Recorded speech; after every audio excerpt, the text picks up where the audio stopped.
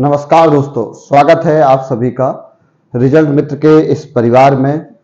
और आज के इस वीडियो में दोस्तों आज मैं आप सभी के साथ में एक बहुत ही महत्वपूर्ण मुद्दे पर चर्चा करने वाला हूं। और आज का वीडियो दोस्तों आप सबके लिए बहुत ही महत्वपूर्ण होने वाला है, क्योंकि इस वीडियो में प्राचीन काल से अब तक जो महिलाओं के अधिकार रहे हैं उन पर हम डिस्कस करने वाले हैं, उन पर हम लोग अध्ययन करने वाले हैं। तो आप सभी लोग इस वीडियो को मैं चाहूंगा कि पहले सभी लोग शेयर कर दीजिए, ताकि ये वीडियो ज्यादा से ज्यादा लोगों तक पहुंच जाए। और ये जितने हमारे दोस्त हैं, जितने हमारे विद्यार्थी हैं, सभी विद्यार्थी इस वीडियो की लिंक को अपने स्टेटस में भी रख लेंगे, ठीक है। और आज का जो वीडियो होने वाला है दोस्तों, ये महिलाओं से संबंधित है। और मैं जहां तक मानता हूं, हमारे समाज में महिलाओं का मुद्दा दोस्तों आज भी संवेदनशील मुद्दा है। मैं संवेदनशील मुद्दा इसलिए कह रहा हूं क्योंकि अभी हाल में एक बहुत ही ऐसी दुखद घटना हमारे देश में घटी है, जिसने पूरी मानव सभ्यता को एक तार तार कर दिया है, स्पष्ट रूप से भारत में, है ना। जैसे एक सिद्धांत निकल के आता है, कई बार आपने सुना होगा कि भारत जो है इन सब मामलों में, या हम लोग इस प्रकार की बातें खुलकर नहीं करते हैं, लेकिन इस प्रकार की घटनाएं खुलकर होती हैं। तो कहीं ना कहीं ये हमारी विचारधारा पर भी प्रश्न चिन्ह खड़े करते हैं कि ये कैसी विचारधारा है जहां पर इस प्रकार के कृत्य पाए जा रहे हों या इस प्रकार की घटनाएं हो रही हों, है ना। तो इस संबंध में दोस्तों आज हम पूरा वीडियो का अवलोकन करने वाले हैं, पूरा इतिहास को समझने वाले हैं कि प्राचीन काल, स्पष्ट रूप से हम बात करेंगे वैदिक काल से लेकर कि वैदिक काल में महिलाओं के क्या अधिकार थे और वर्ष 2024 में भारत में महिलाओं के क्या अधिकार है। तो आज हम इन सभी बिंदुओं पर, इन सभी टॉपिक पर चर्चा करने वाले हैं, ठीक है। तो मेरे साथ तैयार होंगे आप सभी लोग, है ना। चलिए, तो एक जस्ट सेकेंड। चलिए दोस्तों, तो ये है भारत में महिलाओं के अधिकारों का इतिहास कि किस प्रकार से भारत में महिलाओं का ये चर्चा में क्यों आया, क्यों अभी हम लोग इस पर चर्चा कर रहे हैं, ये वीडियो क्यों मैं आप लोगों के बीच में डिस्कस कर रहा हूं।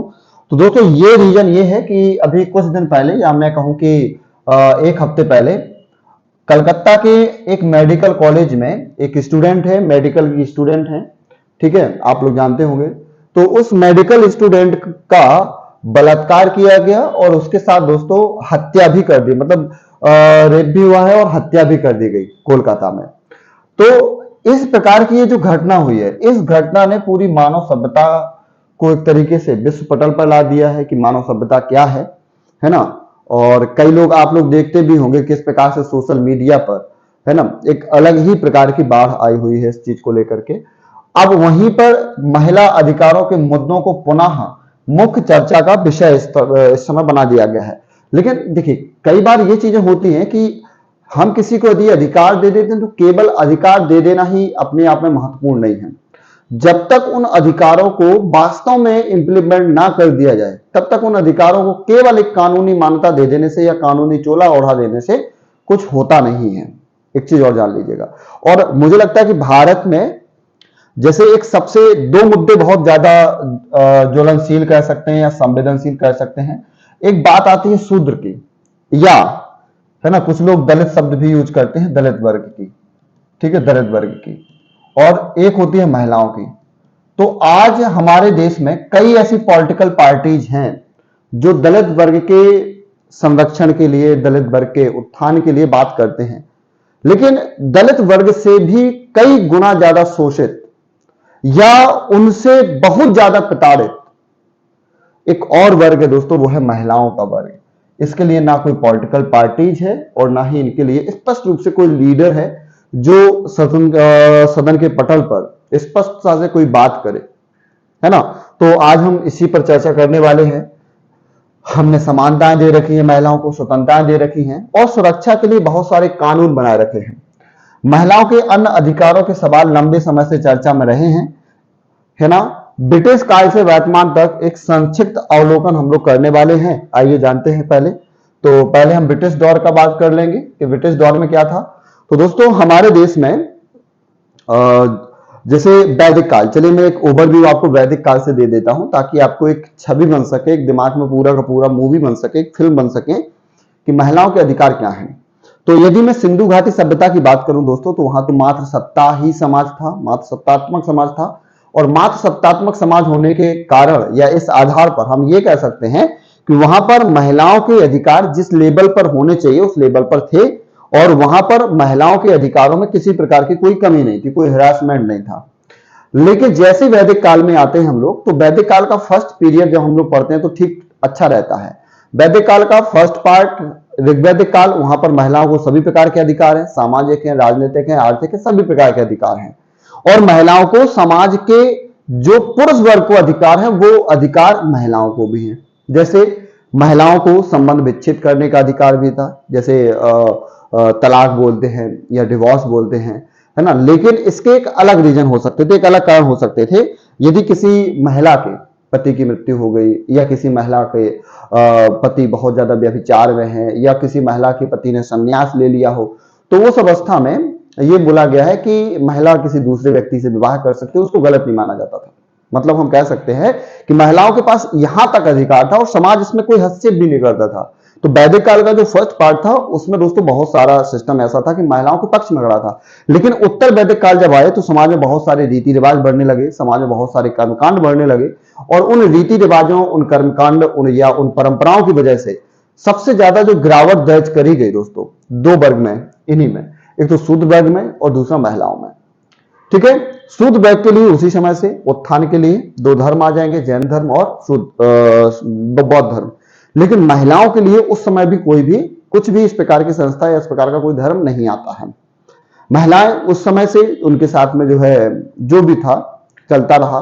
फिर बहुत बार, कई बार, जैसे वैदिक काल में जो विवाह की आयु रखी गई वो 25 वर्ष रखी गई थी दोस्तों। ठीक है, वैदिक काल में विवाह की आयु कितनी थी? 25 वर्ष। क्यों रखी गई थी 25 वर्ष? मैं ऐसा किस आधार पर कह रहा हूं? तो दोस्तों वैदिक काल में आप सभी लोग जानते हैं वो 4 आश्रम थे। पहला आश्रम हुआ करता था, पहले आश्रम को हम लोग बोलते थे ब्रह्मचर्य आश्रम। ब्रह्मचर्य आश्रम जो है ये जन्म से लेकर 25 वर्ष की आयु तक हुआ करता था। ठीक है, और दूसरा होता था गृहस्थ। गृहस्थ में व्यक्ति कब प्रवेश करता है? विवाह के पश्चात। तो और ये 25 वर्ष से प्रवेश करेगा और चलेगा 50 वर्ष तक। ठीक है, फिर आएगा वानप्रस्थ आश्रम, और वानप्रस्थ आपका चलेगा 50 से लेकर 75 तक, और लास्ट में होगा दोस्तों संन्यास आश्रम, है ना। संन्यास लेगा व्यक्ति और जो चलेगा मृत्यु तक, यानी 75 साल के बाद मृत्यु तक संन्यास आश्रम। तो गृहस्थ में किस समय प्रवेश कर रहा है? वो 25 वर्ष की आयु में, यानी उस समय विवाह की आयु कितनी रखी गई होगी? 25 साल। तो इस समय महिलाओं को वैवाहिक तौर पर भी सारे अधिकार है। जैसे आप लोगों ने एक प्रथा पढ़ी होगी, नियोग प्रथा, मतलब महिलाओं को यहां तक के अधिकार प्राप्त थे, नियोग प्रथा तक का अधिकार प्राप्त है। तो हम लोग समझ सकते हैं कि ऋग्वैदिक काल में बहुत ज्यादा कोई प्रॉब्लम महिलाओं के साथ में नहीं थी। उत्तर वैदिक काल में बहुत सारी स्थितियां बदली, और फिर धीरे धीरे धीरे धीरे धीरे धीरे उनकी स्थिति में लगातार गिरावट है वो दर्ज होती रही, होती रही, होती रही, होती रही, और फाइनली हमारे देश में कई सारे विदेशी आक्रमणकारी आते हैं, फिर उनका कल्चर मिक्स होता है, और वहां के कल्चर के कारण एक और महिलाओं पर प्रथा आ जाएगी दोस्तों, पर्दा प्रथा। मतलब अभी तक हमारे देश में पर्दा प्रथा के प्रमाण नहीं मिलेंगे। ठीक है, लेकिन जैसे हमारे देश में 10वीं शताब्दी के बाद से 7वीं शताब्दी में ही आक्रमण होने लगे थे, लेकिन 10वीं शताब्दी से महिलाओं पर एक और प्रथा थोप दी जाएगी, वो थी पर्दा प्रथा की। तो पर्दा प्रथा बड़ा भयंकर चलेगा। फिर कुछ समय बाद सती प्रथा चलने लगेगा, क्योंकि अब सती प्रथा उस समय स्वैच्छिक था। इसलिए भी स्वैच्छिक था क्योंकि उस समय जो है भारत की महिलाएं ये मानती थी कि उनको कोई जीते जी टच ना कर पाए, और मरने के बाद भी कोई टच ना करे, है ना। मरने के तो बहुत सारे साधन हो सकते थे, लेकिन जौहरी क्यों? तो उसका रीजन यही था कि मृत्यु के पश्चात भी उनके शरीर को कोई ना छुए, इसलिए महिलाएं जो है जलती हुई आग में कूद जाती थी। शायद आपने पढ़ा होगा। तो उस समय भी देखिए कितना जो है महिलाओं के साथ अत्याचार। ऐसा नहीं है कि जो कोलकाता में जो घटना हुई है दोस्तों, ये भारत के लिए कोई नई बात है, बहुत दुखित है, बहुत घृणित भी है ये घटना। लेकिन महिलाएं इसका शिकार आज से नहीं, बहुत पहले से होती चली आ रही है। इसका सीधा सीधा प्रमाण एक जौहर है ना, कि रानियों ने जौहर किए, और उस समय तो राजा की पत्नियां, मतलब रानियों को तक जौहर करना पड़ता था इसकी वजह से। फिर भी ठीक है, अब आ जाते हैं ब्रिटिश काल में, है ना। पूरा मिडाइवल में यही सब कुछ चलता रहेगा। ब्रिटिश काल में आएगा तो एक चीज और हमारे यहाँ पर आ गई। अब इतना ज्यादा विरोध हुआ लड़कियों का कि लड़कियों का विरोध नहीं, एक्चुअल में समाज में इतनी ज्यादा समस्याएं आ गई, बहुत सारे आक्रमणकारी है, बहुत सारी परंपराएं, रीति रिवाज आ गई कि फाइनली क्या होगा दोस्तों, जो लड़कियां थी, लोग बाग अब ये चाहते ही नहीं थे कि उनके घर में लड़कियां पैदा हों, वो बिल्कुल नहीं चाहते थे। अब उन्हें लगता था कि हमारे घर में यदि लड़की पैदा ना हो तो ज्यादा सही है, और यदि किसी के घर में लड़की पैदा हो जाती थी तो उसकी हत्या कर देते थे। आप समझना, तो यहां समाज में क्या होगा, लड़कियों की संख्या गिरेगी और लड़कों की संख्या बढ़ेगी, है ना, क्योंकि कोई भी नहीं चाहता था कि उसकी संतान को, उसकी बेटी को किसी ऐसी अवस्था से गुजरना पड़े, इसलिए वो बचपन में ही अपनी बेटी को मार देते थे। सोचिए, देखिए कितना ये बहुत दुखद दृश्य रहा होगा उस समय का। ठीक, अब जब ये ब्रिटिश काल आया तो लॉर्ड रिपन ने 1881 में जनगणना कराई, और जनगणना में पता चला कि जो लिंगानुपात है, जो सेक्स रेशियो है, वो बहुत अंतर वाला है। और अंतर का क्यों है, क्योंकि भ्रूण हत्या इसमें सम्मिलित है, शिशु हत्या इसमें सम्मिलित है ना, बहुत सारे कारण मैंने बता दिए कि क्यों आखिर ऐसा किया जा रहा है। इस जनगणना महिलाओं से संबंधित आयु, व्यवसाय, जाति एवं वर्ग से संबंधित था। 1899 में ब्रिटिश सैन्य छावनियों में, और देखिए यहां एक चीज और देखने को मिलेगी, वो है वेश्यावृत्ति।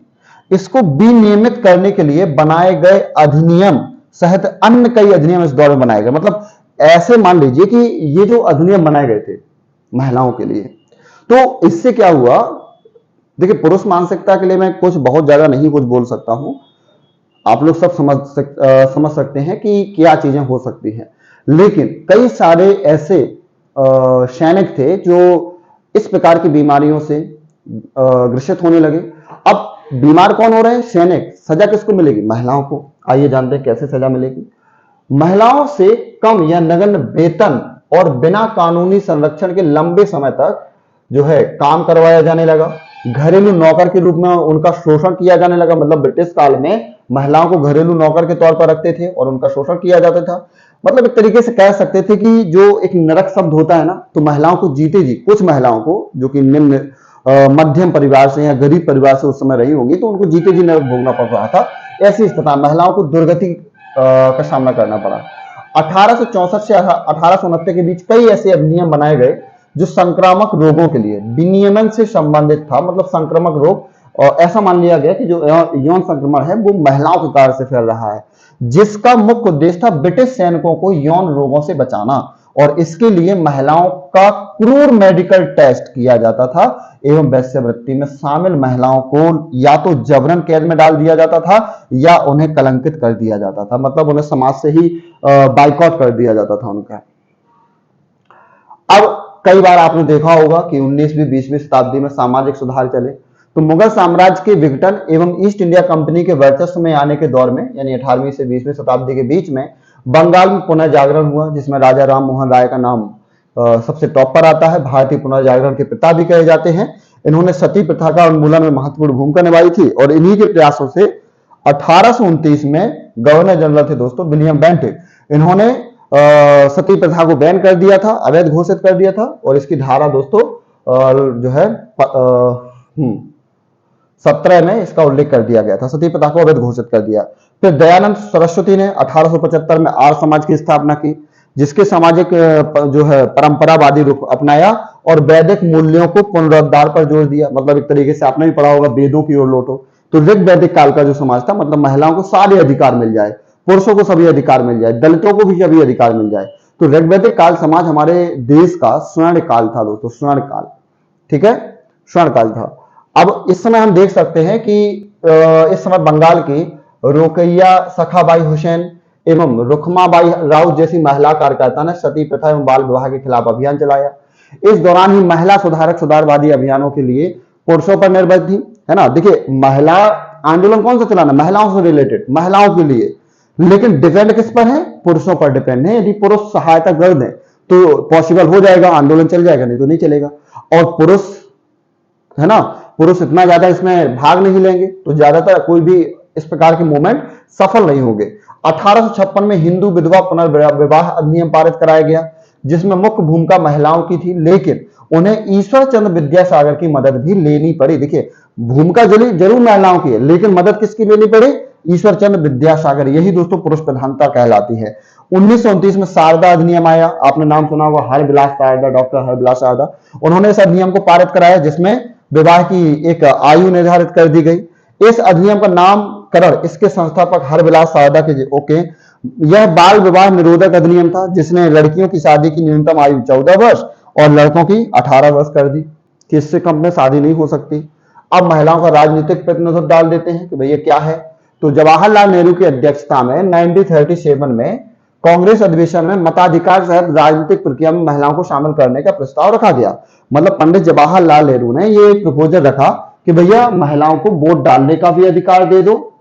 ठीक है, हमारे देश में महिलाओं को वोट डालने का अधिकार नहीं है तो वोट डालने का अधिकार दे दो और उन्हें हमारे यहाँ पर संलग्न कर लो, मतलब राजनीति में एंट्री भी करा दो, कई उनको पद भी दे दो, राजनीतिक पद भी दे दीजिए, राजनीतिक जो राजनीतिक प्रक्रिया है उसमें भी उनका भाग दे दीजिए। जैसे आपने पढ़ा होगा 1919 का अधिनियम, तो इसमें महिलाओं को मत करने का अधिकार मिला, वोट डालने का अधिकार मिला। लेकिन ये जो वोट डालने का अधिकार था दोस्तों, ये सीमित मताधिकार तक सीमित था, सीमित, अभी सार्वभौमिक नहीं था। एक चीज याद रखिएगा, अंग्रेजों ने कभी भी महिलाओं को सार्वभौमिक मताधिकार नहीं दिया है। सार्वभौमिक मताधिकार महिलाओं को देश आजाद होने के बाद मिला है। उसके पहले महिलाओं को जो अधिकार थे वो सीमित मताधिकार के रूप में हुआ करता था। हालांकि 1919 और 1929 के बीच में ही ब्रिटिश प्रांतों की महिलाओं को मत देने का अधिकार सीमितता के साथ हो गया था। लेकिन 1951 के प्रथम आम चुनाव, मैंने कहा कि देश आजाद के बाद, है ना, तो सार्वभौमिक वयस्क मताधिकार मिला। भारतीय संविधान सभा में कुल 15 महिलाएं थी, जिसमें से आपने नाम सुना होगा कि बेगम, हाँ, इसमें सरोजिनी नायडू भी हैं, विजया लक्ष्मी पंडित हैं, राजकुमारी अमृता कौर, हंसा है, जीवनराम मेहता है, दुर्गाबाई देशमुख है, लीला रॉय है और रेणुका रे आदि शामिल थी।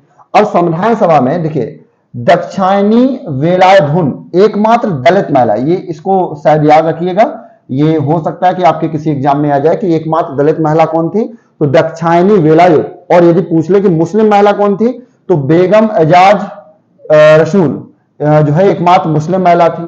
ठीक है, और 1952-57 के दौरान पहली लोकसभा में केवल 4.4% ही महिलाओं सदस्य इसमें हुआ करती थी। यानी वर्तमान में जो हमारी लोकसभा है इसमें दोस्तों कुल 78 महिलाएं हैं, है ना, टोटल सदस्यों में से। और आज यहां पर जो है इस प्रकार के, जबकि 224 राज्यसभा सांसदों में केवल 24 महिलाएं हैं। 73वें और 74वें संविधान संशोधन अधिनियम द्वारा पंचायती राज संस्था महिलाओं के लिए 33% यानी कुल सीटों का 1/3 सीट रिजर्व कर दी गई। ठीक है, और स्थानीय स्तर पर महिलाओं को प्रतिनिधित्व दिया गया। 106वें संविधान संशोधन अधिनियम के द्वारा लोकसभा और राज्य विधानसभाओं में एवं दिल्ली की विधानसभा महिलाओं के लिए 33% आरक्षण का प्रावधान कर दिया गया। यह 15 वर्ष के लिए लागू होगा तथा अधिनियम के लागू होने के बाद प्रकाशित हुई पहली जनगणना के बाद प्रभावी होगा।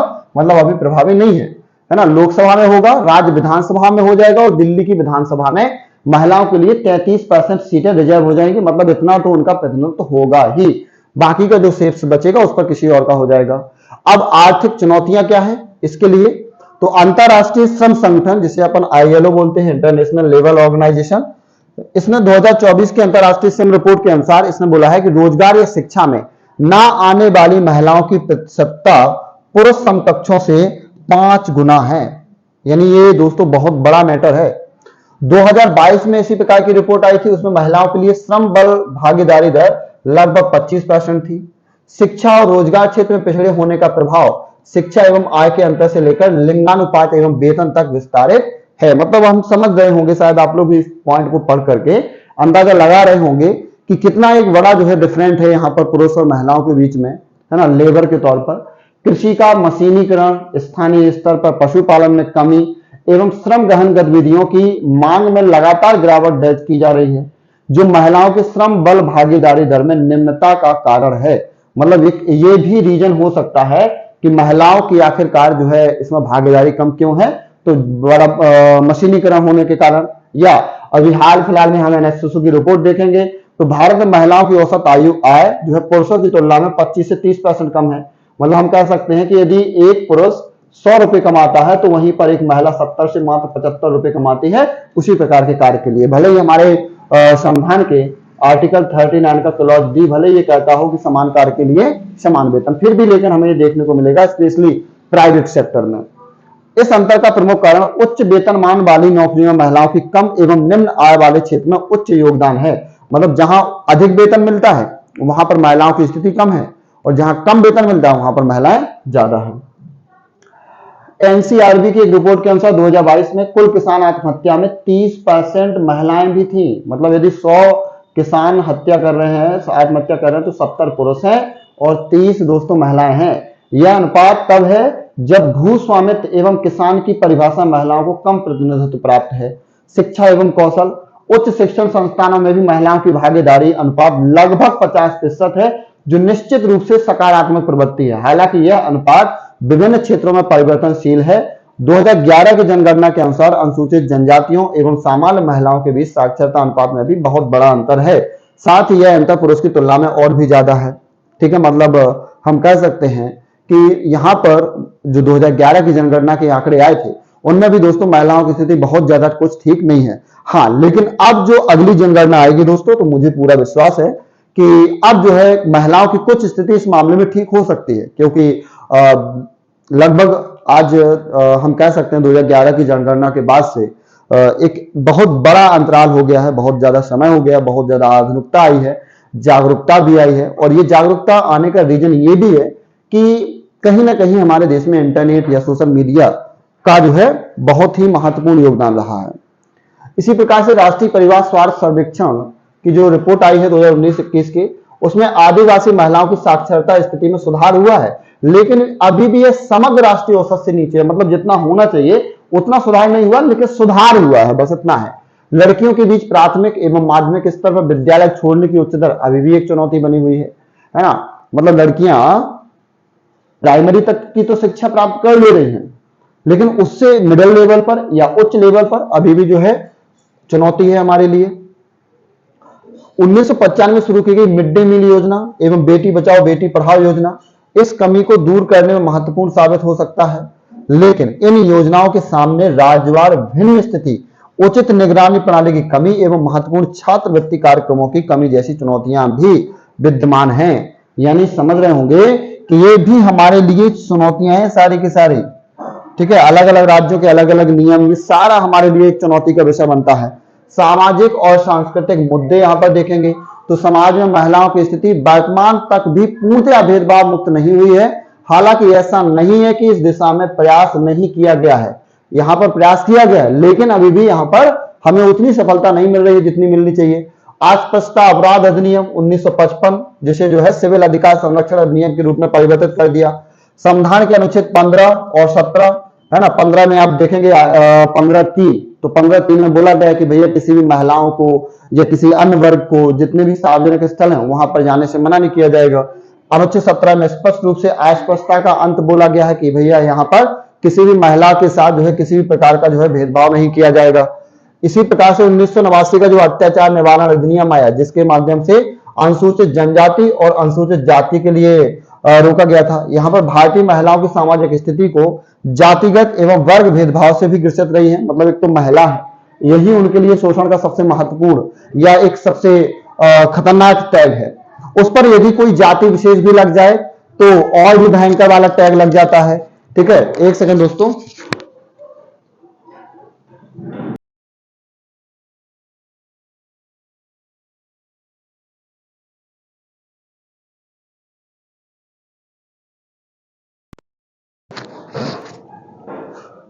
है ना। तो इसी प्रकार से दोस्तों बहुत सारे प्रथाएं बनी हैं और उन प्रथाओं को रोकने के लिए कई सारे कानून बने हैं। जैसे प्राचीन भारत में दोस्तों, स्पेशली दक्षिण भारत की हम बात करेंगे तो एक समय पे दोस्तों देवदासी प्रथा हुआ करती थी। देवदासी प्रथा, देवदासी प्रथा में क्या होता था कि देवदासी प्रथा में दोस्तों कोई लड़की हुआ करती थी जो एकदम कन्या के रूप में हुआ करती थी और उसको किसी मंदिर में किसी धार्मिक स्थल पर नियुक्त कर दिया जाता था। फिर वो जीवन भर उसी मंदिर में ही रहती थी, उसी अपने भगवान की पूजा करती थी। मतलब एक तरीके से उसको सन्यासी बना दिया जाता था, ठीक, सेवा करने के लिए। चलिए यहां पर लिखा भी है, देवदासी प्रथा एक ऐसी व्यवस्था है जहां महिलाओं को मंदिरों एवं देवताओं की पूजा करने के लिए एक धार्मिक एवं सामाजिक इकाई के रूप में स्थापित किया गया था। पुजारियों या जो वहां के संरक्षक हुआ करते थे, अन्य लोगों द्वारा देवदासियों को हाशिए पर रखकर या धकेलने एवं उनका शोषण करने के कारण 1988 में देवदासी उन्मूलन अधिनियम पारित किया गया था। लेकिन राष्ट्रीय महिला आयोग ने उस समय जो रिपोर्ट दी दोस्तों 2011 में, उसने बताया कि भारत में उस समय भी 48,758 देवदासियां थी। मतलब इतनी महिलाओं को देवदासियों के तौर पर रखा गया। 2011 की जनगणना में आया था। ठीक है। और 2011 की जनगणना के अनुसार भारत में लगभग 11.8 मिलियन विकलांग महिलाएं रहती हैं, जिन्हें दैनिक जीवन में काफी कठिनाई, भेदभाव और अलगाव का सामना करना पड़ता है। इस स्थिति से उबारने के लिए सरकार द्वारा कई जो है योजनाएं पहुंचाई हैं, कई योजनाओं स्टार्ट करी गई हैं, लेकिन उन योजनाओं का जो है एक तरीके से फायदा जो है उन योजनाओं को महिलाओं तक नहीं पहुंच पा रहा है। दोस्तों एनसीआरबी की रिपोर्ट आई है जिसमें भारत में प्रत्येक 16 मिनट पर एक बलात्कार की सूचना मिलती है, और यह आपराधिक कानून अधिनियम 2013 जो कि 2012 के बाद निर्भया एक्ट नाम से लोकप्रिय हुआ था कि लागू होने के बाद की स्थिति है। मतलब ये सब होने के बाद भी अभी भी बहुत ज्यादा सुधार नहीं है। इसके अलावा यौन अपराधों से बच्चों का संरक्षण यानी पॉस्को अधिनियम 2012 ने बच्चों के खिलाफ यौन शोषण की बढ़ती घटनाओं से निपटने के लिए एकीकृत और व्यापक कानूनी ढांचा प्रदान किया है, या इसकी कोशिश की है। लेकिन ये सारा अभी भी दोस्तों रुक नहीं रहा है, बल्कि समाज में एक कलंक के तौर पर बना हुआ है ना। अभी भी समाज में ये सारी चीजें रुक नहीं रही हैं। अभी भी समाज में जो है बहुत जगह तो ऐसी लड़कियां होती हैं, महिलाएं होती हैं दोस्तों, जहां पर उनके कार्यस्थल पर भी उनके साथ बहुत ज्यादा शोषण होता है ना। कार्यस्थल महिलाओं का यौन उत्पीड़न रोकथाम, निषेध और निवारण अधिनियम भी आया था 2013 में। 10 से ज्यादा कर्मचारी वाले सभी कार्यस्थलों पर महिला उत्पीड़न से जुड़ी शिकायतों के निपटारे के लिए कानून बनाया गया था। लेकिन इन समितियों की नियुक्ति, कार्यतेज एवं समय सीमा का निर्धारण अभी भी प्रश्न चिन्हित है, और अभी भी दोस्तों यहाँ पर बहुत ज्यादा फायदा होता हुआ नहीं दिख रहा है। तो दोस्तों आज हमने शुरुआत से लेकर के एक छोटे से वीडियो में महिला अधिकारों को समेटने का प्रयास किया है। कमेंट करके बताइएगा कि आपको कैसा लगा ये वीडियो, ठीक है, जानकारी कैसी लगी आप लोगों को, और इस वीडियो को ज्यादा से ज्यादा लोगों तक शेयर जरूर करिएगा। चलिए दोस्तों मिलते हैं किसी नए वीडियो में नई जानकारी के साथ। इस वीडियो में इतना ही। थैंक यू दोस्तों, नमस्कार।